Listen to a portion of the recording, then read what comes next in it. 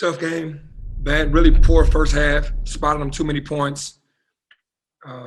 Came out in the second half and after halftime and played real basketball, got back into the game, had a 1-point lead with a minute 34, and just lost all our principles and focus and lost the game. I'm proud of the effort of the guys fighting back and never giving in. We just got to learn how to win at the end of the games on the road. We'll start with Danielle. Penny, when you guys started to come back, and specifically when the lead was cut to 1 with that Landers 3, were you thinking at all about Tuesday's game and kind of the parallels and how you were able to pull that out that game? Were you trying to do something similar with, going small at the end there? Well, yeah, obviously that we were down, and we tried to get energy into the game, and we pressed them, and they started turning the ball over, and we started looking better offensively. It doesn't matter who's on the floor. They just have to play hard. And when we go small, we just got to be dynamic. We can switch everything. We can be more active. We can double team the ball easier, and one guy can guard two, fast motion.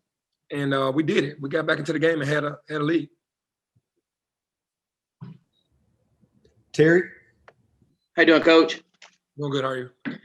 Hey, man, you had 2 dominant scores today. And in the past 4 or 5 games, you had really good balance. Was it something they were doing or something you guys weren't doing to have more balance on scoring? Landers and Deandre were our leading scorers tonight. Correct. Yeah, they were just the recipients of some nice passes, and they capitalized. Everybody else really wasn't capitalizing. We didn't capitalize the way that we needed to, and we still had an opportunity to win. Those 2 guys stepped up to the plate offensively, and we needed them to just have an opportunity to win. Jason? Hey, Penny, do you worry at all about this kind of game taking the wind out of your sails? You're coming off that you're getting some positive momentum going, and then you're already tired, 2 games in 48 days, and it comes down to the end, and it's kind of a heartbreaker. Is that something that you worry about? This taking the wind out of your sails? Not really, because we're on a mission. We played a really tough game at Tulsa and lost at the end. Came back and got 3 in a row, and then we came here, very tough team, one of the top teams in our league, and played them to the end. The guys are going to bounce back. We're going to get back to practice and get ready for UCF. Mike? Hey, Penny, what did you see on the final play of the game? I mean, you were right there. The bench is right there. Seemed to be an awful lot of holding that, you guys just couldn't get a shot off. Yeah, well, we ran the initial play, and the guy had Landers grabbed around his waist. Obviously, the referees don't want to call that, but it is what it is. At the end, the same thing. They got physical. They were going to put the call in the official's hand. Told Landers to set a back pick on Deandre. Deandre popped open, but at that time, Alo really wasn't paying attention to him. He put his sights on Landers, and that's why he threw the ball out. But the play was for Landers to set a back pick, for Deandre to have it at the rim, and then Landers was supposed to pop back towards the ball. He popped back. He's supposed to go back towards the ball, and Lester was supposed to be at the three-point line, and Boogie's supposed to be at the three-point line. If all else failed with the layup, we were supposed to throw it to Lester, and we just didn't get to it. I mean, we just got nervous. We didn't have any timeouts left. I had to blow a timeout because we ran a play wrong, and it costed us a timeout that we really needed at the end. Penny, for you guys, though, to be in these kind of situations where, maybe down the stretch, you'll be in these same situations and things will go better. Learning experience to be in tight games, especially on the road? Yeah, learning experience for sure. You definitely want to capitalize on these when you have an opportunity. You got a 1-point lead with 134. Now you got to be solid. We fouled twice. We fouled number 5 in the backcourt, and then we fouled the big boy on the post. They didn't even have to run a play, and they got 4 free throws. I think they made 3 of the 4, and then they got the offensive rebound on the one that they missed. Just got to learn how to win at the end of the game, but it's gonna help us down the road.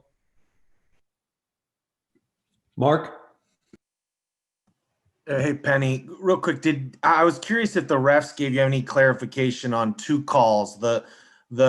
The tip in with about 3:30-ish left. Yeah, I thought that was a goaltending. Yeah, did they explain that to you at all? Nope. No. And then the charging call on Lomax with like 59 seconds. Did they give you any sort of explanation on that? Nope. I think he went like this first, and then he went like this. I think he kind of motioned almost like a block and then went to charge. No explanation. Gotcha. And then just in the first half, obviously you guys had done a better job, and you did a better job in the second half of avoiding these turnovers that have been an issue for a while now. What do you think the symptom was tonight in that first half that you guys got off to such a rough start there offensively? Too many guys trying to be the man, not wanting to move the ball and cut hard. That's all it is. It's too many guys trying to dribble, too many guys trying to make a play, too many guys trying to touch the ball. So we need one guy handling the ball and everybody else just moving. That's what we turned into in the second half.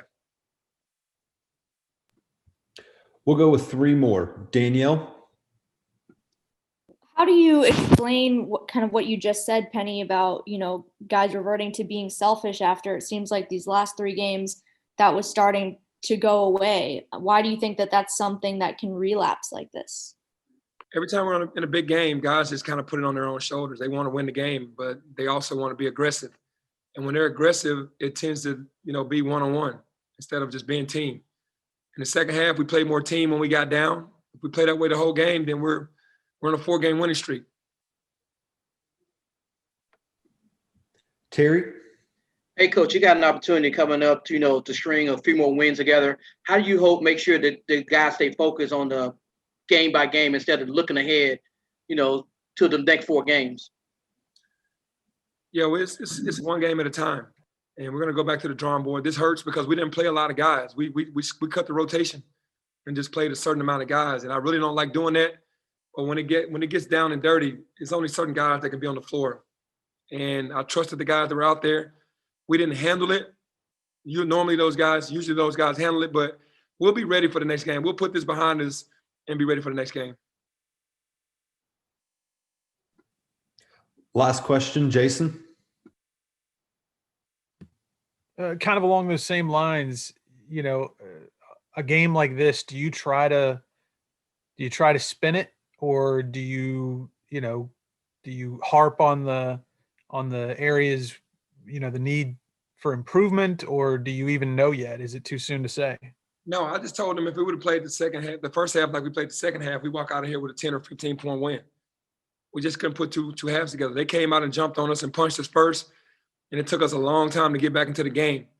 And we were pressing the entire game, and I wanted to stay with the same lineup, but we went with Boogie on a play that we wanted to get a 3-point shot, and they blew it up. And we didn't get an opportunity to score again. And that's just unfortunate. We stayed with the same lineup for a while, but it just happens.